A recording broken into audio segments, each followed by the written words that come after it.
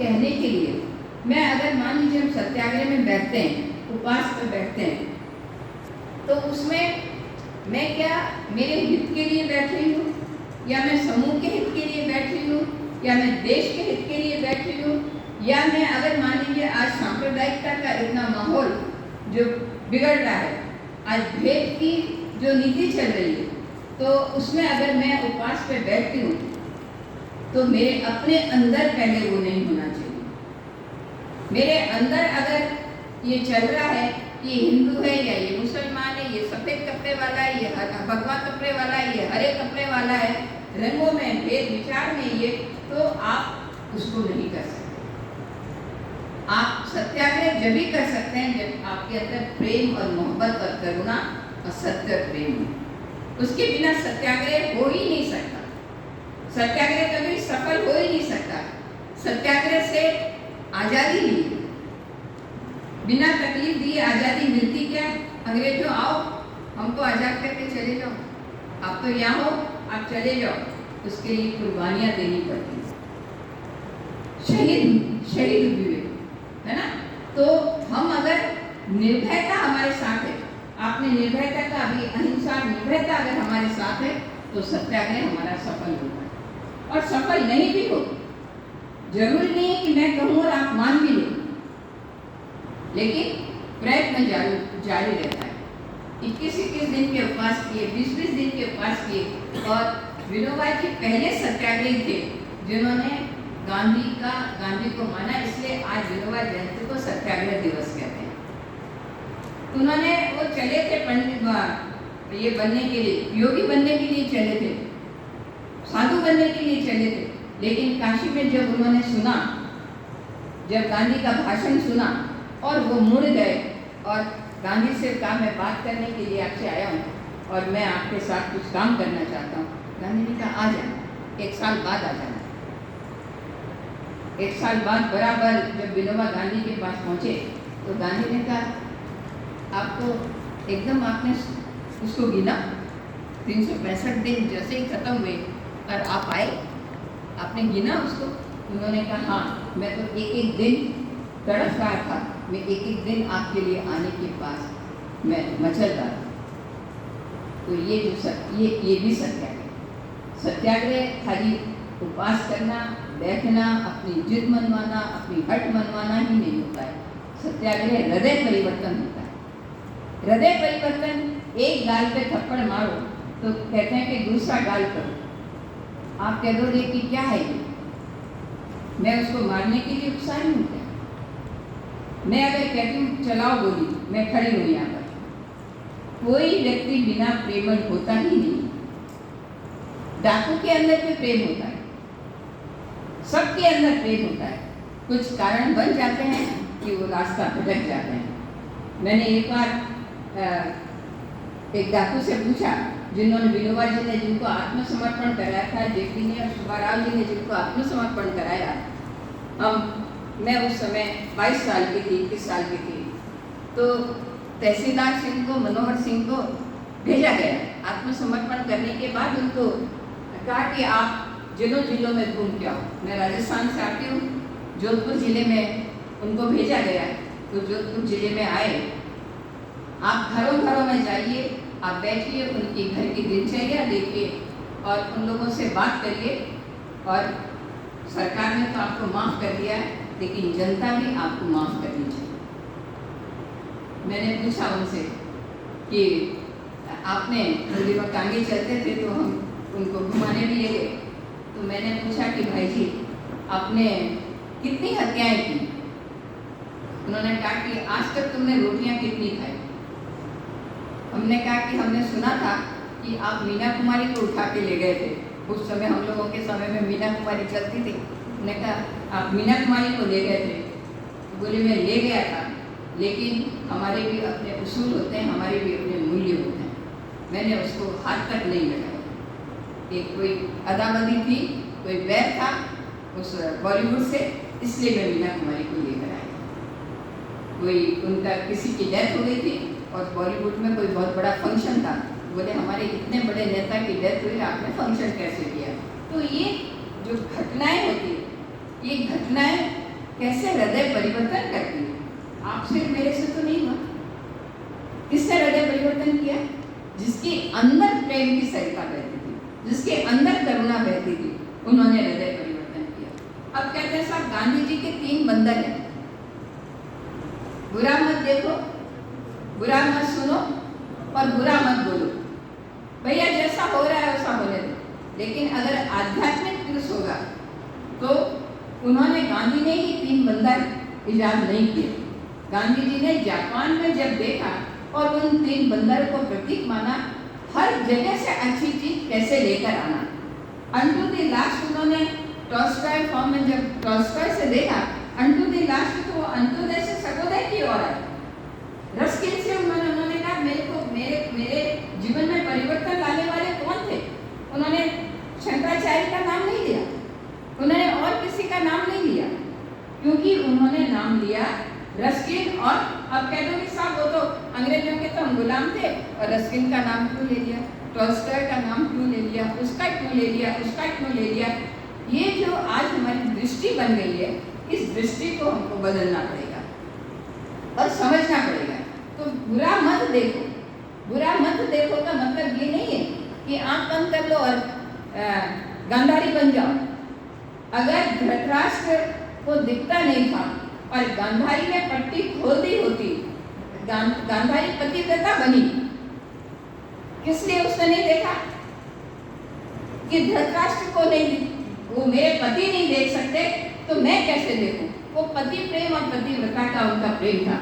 लेकिन मैं जब व्याख्या करती हूँ और हम जब व्याख्या करते हैं तो हम कहते हैं अगर गांधारी ने पट्टी खोल दी होती और वो धृतराष्ट्र की आंखें बन जाती तो महाभारत होता क्या? द्रौपदी का चीरहरण होता क्या? नहीं होता ना। तो हमें बुरा नहीं देखना का मतलब ये नहीं है कि जो होता है होने दो, मणिपुर में जो घटनाएं हुई है होने दो और होने दो, ये नहीं। हम ऐसा करें ही नहीं कि जो हमें बुरा देखना, हम ऐसा बोले ही नहीं। मेरे जो अहिंसा की बात कही, अहिंसा सूक्ष्म से सूक्ष्मतर की ओर ले जाती है। मेरे शब्दों से भी अगर किसी को अगर पीड़ा होती है तो महावीर ने कहा कि क्षमा वीरस्य भूषणम। महावीर से गांधी ने अहिंसा, बुद्ध से गांधी ने अहिंसा को लिया और उन्होंने कहा कि मैं क्षमा, हमें आप क्षमा करिए मेरे से अगर आपका दिल में दर्द हुआ। ये भी एक तरह का सत्याग्रह, ये भी एक तरह का सत्याग्रह। फिर उन्होंने कहा कि मैं हमारे शब्दों में, हम मजाक मजाक में, व्यंग व्यंग में हम कितनी आलोचना कर देते हैं। गाना गाएंगे निंदा न करे कहनी रे, लेकिन सारे दिन भर निंदा करते हैं ना। जो हम कहते हैं, जो हम गाते हैं, क्या हमारे अंदर वो आता है कि? तो ये अगर हम देखें, बोले भी नहीं और छोटी, अगर कोई मान लीजिए पाँव से नहीं चल पा रहा है, कोई देख नहीं पा रहा है, तो क्या कहते हैं? देखो वो लंगड़ा जा रहा है, देखो वो अंधी जा रही है, दिखता नहीं है क्या तेरे को, अंधी हो गई है क्या? ऐसे शब्द हमारे मुंह से निकलते हैं। क्यों निकलते हैं? कि हमारे जो सब कॉन्शियस में, अवचेतन मन में जो बैठा हुआ रहता है वो बाहर आता ही है, किसी न किसी रूप में आता है। तो हमारे अवचेतन मन में हम इन बातों को बिठाएं। गांधी का दर्शन, विनोबा जी की बात आज कही, अब वो मोनिया से मोहन बना, मोहन से मोहनदास बना, और मोहनदास से वो महात्मा बना, महात्मा से वो राष्ट्रपिता बना, और राष्ट्रपिता से वो बापू बना। कितने चरण उन्होंने पार किए, एक चरण में उन्होंने पार नहीं किया। यहाँ से बैठे बैठे नहीं करेंगे, आपके बीच में से कौन गांधी निकलेगा, कौन अंबेडकर निकलेगा, कौन कह सकता है क्या? कोई नहीं कह सकता। केटल की स्पेलिंग नहीं आई। जब राजकोट में वो स्कूल में थे तो टीचर जी ने कहा कि ये केटल की, जब उनका इंस्पेक्शन हो रहा था तो पाँव मारा, गांधी के पाँव मारा और कहा कि तुम इसको, इशारा किया कि इसकी स्पेलिंग ये है, पास वाले लड़के से देख के ठीक कर दो, ताकि उनको लगे कि मेरे यहाँ के बच्चे 100% जानते हैं। लेकिन बापू ने वो नहीं, वो सत्याग्रह था। जो गलत बात को नहीं माना वो सत्याग्रह था। उन्होंने केटल नहीं लिखा, उसी ने महात्मा बनाया, चंपारण ने महात्मा बनाया। उन्होंने देखा कि एक बहन जब गई बाहर, तो जब चंपारण में वो गए 1915 में, जब साउथ अफ्रीका से वो लौट के आए, आज उसको एनआरआई दिवस कहते हैं। 1915 में जब वो आए उसको एनआरआई राष्ट्र घोषित करके एनआरआई दिवस के दिन कहते हैं। तो वो सबसे पहले वो चंपारण गए तो बाप को कहा कि भाई लोग तो बहुत आ रहे हैं, बहनें क्यों नहीं आ रही हैं? तो बाप गई, घर घर गई, बहनों को बुलाने के लिए गई। कस्तूरबा है ना, बा मैंने कस्तूरबा, तो गांधी जी की पत्नी। तो जब वो गई तो उन्होंने बापू को बताया कि एक बहन ने कहा है। मैंने कहा चलो मेरे साथ। तो उन्होंने कहा कि जब मेरी देरानी आ जाएगी, वो मुझे अपनी साड़ी देगी, तब मैं वो साड़ी बदल के और मैं यहाँ पर आऊँगी। मेरे पास दूसरे कपड़े नहीं है कि मैं कोई पहन के आऊँ मीटिंग में। बापू ने कहा कि मेरी बहनों के पास पहनने को कपड़े नहीं, मेरे लोगों के पास खाने को नहीं, और मैं खाया। मैं इतने पगड़ी पहनते थे, काटला वाली पगड़ी रहती थी उनके सिर पे। बाद में इंग्लैंड गए, जब कैप आया तो उन्होंने कहा कि मेरा काम जब अगर एक इतने से कपड़े में, धोती में, लंगोटी में चल सकता है, तो मैं क्यों इतना धारण करूं? और उन्होंने मदुरई में जाकर वो कपड़े धीरे धीरे उन्होंने अपनी यात्राओं में मदुरई में जाकर उन्होंने उस कपड़े का, अधिक कपड़ों का विसर्जन भी किया उस दिन से। तो ये जो बुरा मत देखो, बुरा मत बोलो और बुरा मत क्या सुनो, है ना। बुरा मत सुनो का मतलब है हमारी निर्भयता होनी चाहिए। मुझे कोई कह रहा है तो मेरे को अपनी जवाब असहमति बतानी चाहिए। असहमति हमारी देनी चाहिए, लेकिन असहमति देने की भी गरिमा होनी चाहिए। किसी ने कहा अभिव्यक्ति की स्वतंत्रता है, लेकिन अभिव्यक्ति की स्वतंत्रता के साथ अभिव्यक्ति की गरिमा को भी रखना जरूरी है। हम स्वतंत्रता का मतलब ये नहीं है मैं कुछ भी आपको बोल जाऊं। मेरी स्वतंत्रता है, मैं कुछ भी बोलूं, ये करूं, वो करूं, मेरी मर्जी। गाना है ना, है गाना ना, मेरी जो मर्जी है मैं करूं। मेरी मर्जी है कि इसको उठा के मारूं तो मार दूं क्या? मर्जी काम आएगी क्या? तो उन्होंने शब्द क्या दिया? सविनय अवज्ञा आंदोलन। आंदोलन करो, लेकिन उसमें क्या होना चाहिए? सविनय होना चाहिए। मेरी देखने की, मेरी बोलने की, मेरी सुनने की अपनी सम्यक्त्व मेरा होना चाहिए। मैं क्या कहता हूँ? तो कहा कि 5 चौथा बंदर कौन बन गया? अरे इस देश में गांधी ने कहा है और कुछ मानो मत मानो, लेकिन शब्दों को जो तोड़ मरोड़ के जो पेश किया जाता है, भावनाओं को समझा नहीं जाता है।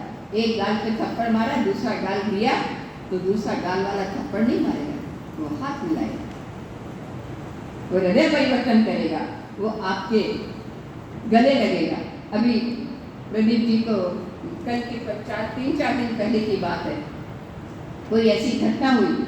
उस घटना में जिसने घटित किया, जब हम यहाँ आए हमने उनको कुछ भी नहीं कहा उस समय। वो व्यक्ति यहाँ से बाहर गए और उन्होंने जाकर एक पत्र भेजा और एक पत्र भेज के लिखा कि मैंने इतनी बड़ी गलती की और आपने आकर मुझे डांटा भी नहीं, तो उनका प्रायश्चित था। मैं अगर डांट देती या कह देती तो शायद मन में वो परिवर्तन नहीं आता। तो उन्होंने कुछ कहा नहीं, उन्होंने जाकर व्हाट्सएप पर एक पत्र भेजा, मेरे को भी भेजा, प्रदीप जी को भी भेजा। तो पत्र भेजा कि मैंने जो गलती की उसके लिए मैं कैसे मेरे से हो गई, मैं क्षमा मांगता हूँ और मैं आपकी धीरता को प्रणाम करता हूँ। तो ये सारी चीज़ें उस व्यक्ति के अंदर। मैंने प्रदीप जी से कहा, मैंने कहा कि इस तरह से घटना हुई है, क्या कहना चाहिए? प्रदीप जी का क्या उत्तर था? उन्होंने कहा कि हमें अब उनके साथ उतना ही व्यवहार करना अच्छे से जैसे हम पहले करते जाए। आवेग आता है 1 मिनट का, गुस्सा आता है 1 मिनट का, मैं ये कर दूँ, मैं वो कर दूँ, मैं ये कर दूँ। लेकिन जब आप अपने आप से प्रार्थना करते हैं, जब अपने आप अपने भीतर होते हैं, तो सब मन की कलुषितता धुल जाती है। इसलिए गांधी ने प्रार्थना को बहुत ज़्यादा महत्व दिया। शाम की 6 बजे यहाँ प्रार्थना होती है। प्रार्थना का मतलब रटंतु नहीं बनना है। प्रार्थना का मतलब कोई हम हमारे अपने अंदर उतरना है, हमारी चेतना के भीतर उतरना है। और अनुव्रत कहते हैं छोटे छोटे व्रतों को लेना। मैं सुबह उठती हूँ तो आज मैंने व्रत लिया कि मैं किसी पे गुस्सा नहीं करूँगी। तो दिन भर मेरे जहन में होना चाहिए कि मुझे गुस्सा नहीं करना है। फिर धीरे धीरे आज फिर कल भी नहीं करूँगी, परसों भी नहीं करूँगी। तो मेरा समय हो गया क्या? तो मैं ये भी नहीं करूँगी। तो धीरे धीरे धीरे धीरे आज मैं झूठ